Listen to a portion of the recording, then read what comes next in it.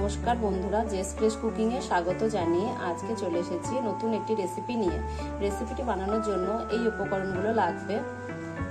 আমি এখানে 250 গ্রাম ছাগলের মাংস নিয়েছি। ছাগলের মাংসটাকে মিক্সিতে বেটে এর মধ্যে পেঁয়াজ কুচি, আদা রসুন বাটা, লবণ, লঙ্কা গুঁড়ো, হলুদ গুঁড়ো, জিরে ধনে গুঁড়ো, এর সঙ্গে কাঁচা বেসন একসঙ্গে মিশিয়ে এটাকে আমি রেখে দিয়েছি। সাদা তেল, তারপর সাদা তেল, সর্ষে তেল, পেঁয়াজ কুচি, তেজপাতা, ধনেপাতা কুচি, টমেটো কুচি, হলুদ গুঁড়ো, লঙ্কা গুঁড়ো, কাশ্মীরি লঙ্কার গুঁড়ো, জিরে ধনে গুঁড়ো, শাহি মশলা গুঁড়ো। শাহি মশলাটা যে আমি বাড়িতে বানাই, সেই শাহি মশলাটা ভিডিও লিঙ্কে দিয়ে দেবো, দেখে নেবেন। লবণ আর আদা রসুন বাটা, এই উপকরণগুলো আমি নিয়ে নেব। এরপর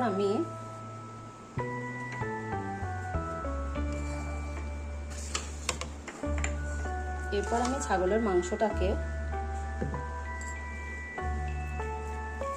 একটা শেপ দিয়ে নেব।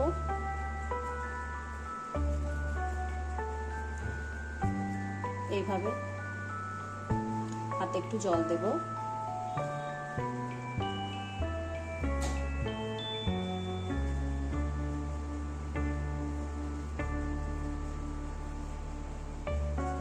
তো এইভাবে আমি শেপ দিয়ে নেব। এবার আমি সবগুলো বানিয়ে নেব। সবগুলো বানিয়ে নিয়েছি, এবার ভেজে নেব। কড়াই আমি সাদা তেল দিয়ে দিয়েছি। তেলটা গরম হয়ে গেলেই আমি এবার এগুলো ভেজে নেব।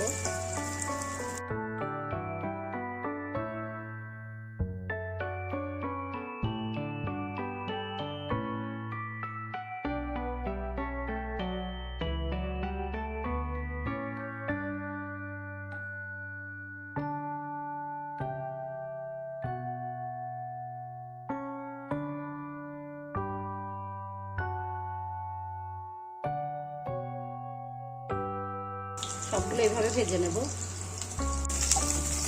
ভাজা হয়ে গেছে, এবার আমি সেগুলো তুলে নেব।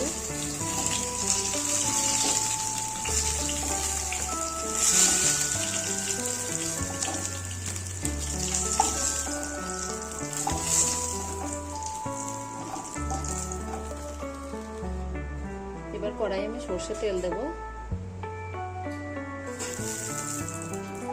তেজপাতা দেব, পেঁয়াজ কুচি দেব,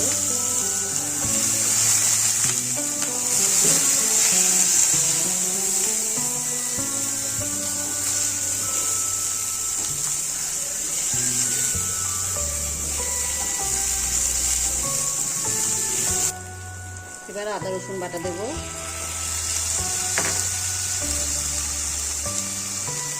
অল্প একটু জল দেব,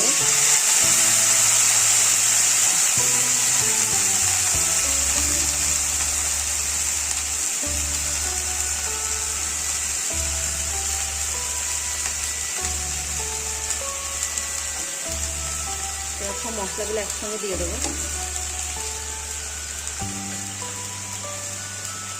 এবার ধনে পাতা কুচি দেবো, টমেটো কুচি দেবো, একসঙ্গে মিশিয়ে নেব।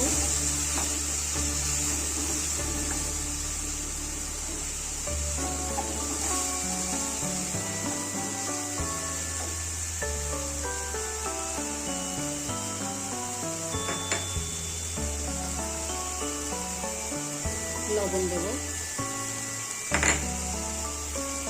অল্প একটু জল দেব,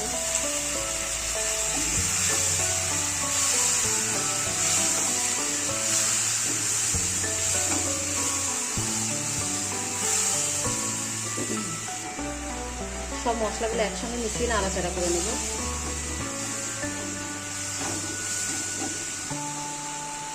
মশলাটা কষা হয়ে গেছে, এবার জল দিয়ে দেবো। আর একটু জল দিয়ে দেবো, এটাকে ফুটতে দেব।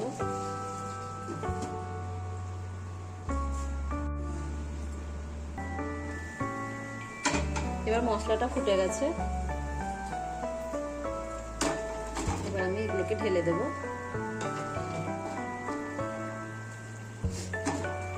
এবার এটা আমি রান্না করে নেব ঢাকা দিয়ে, মাঝে মধ্যে নেড়ে চেড়ে দেবো। এটা হয়ে গেছে। এবার আমি এটাকে একটা প্লেটে ঢেলে নেব। রান্নাটাকে আমি একটা প্লেটে ঢেলে নিয়েছি। তো রেসিপিটি যদি আপনাদের ভালো লাগে লাইক, কমেন্ট, শেয়ার আর চ্যানেলকে সাবস্ক্রাইব করবেন, পাশে থাকা বেল আইকনে ক্লিক করবেন। ধন্যবাদ।